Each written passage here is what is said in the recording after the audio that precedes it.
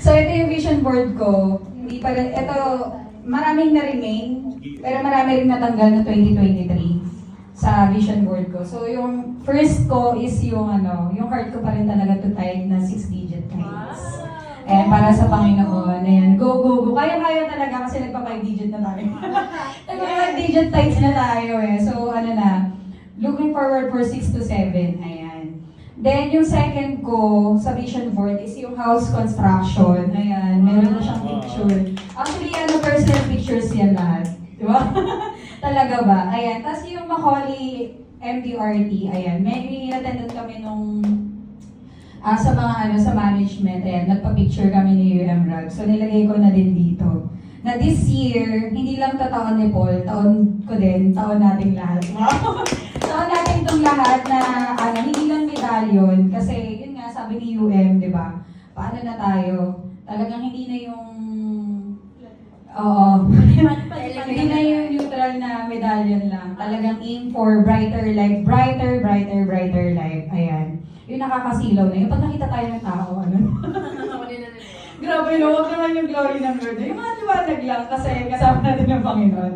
Ayan. Then, syempre, part nun is yung travel once a year. So, ito, kasama na rin kasi ito sa cash flow namin mag-asawa na makapag-travel kami once a year. So, introvert kasi siya, so nag-introvert na rin once a year. Then, yung family, ayan, kasama si Ate Sheena dyan, family.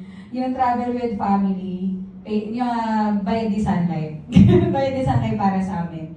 Then, more on, kasi yung nilagay ko sa vision board ko, is yung talagang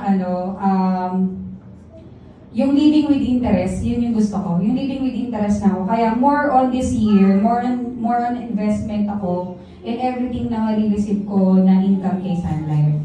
Ayan. Kasi part din nung may nag-speak din kasi speaker nun before na di ba yung income natin, parang kahit financial advisor tayo, more on expenses talaga siya na pupunta, di ba? And kailangan talaga nilalagay natin ng business fund kahit na kung part-time pa lang natin to, di ba? Minsan, yung natin, yung salary natin sa work, yun lang yung pang-expenses tapos yung pang-saving. So, yun nilagay ko din na mag-run talaga ng business fund for, syempre, sa mga clients, di ba, pag iti-treat, ganyan. Tapos yung pangpayong, pangpayong na treat sa kanila, ayan. So, part ng ini-aim namin this year na mag-asawa is to have a rental house, ayan, yung passive income. Ayan, yung mga magbibid-bid na tayo sa pag-ibig. Magbibid na. And yung family car soon to release, di ba? Soon to release. Ayan. Then yung farm lot. Gusto ko rin talaga magkaroon ng farm lot. Ayan. Yung siguro yung nasa tapat natin. Yung nasa yung school, papatanggal ko yan. Yung farm. Kaya dito. Pinatanggal pala. So yun yung vision board ko na workable siya within this year. Ayan. So yun, yan po yung sa akin. Ayan. Thank you, MC Mel. Congratulations, grabe yung dream board ni MC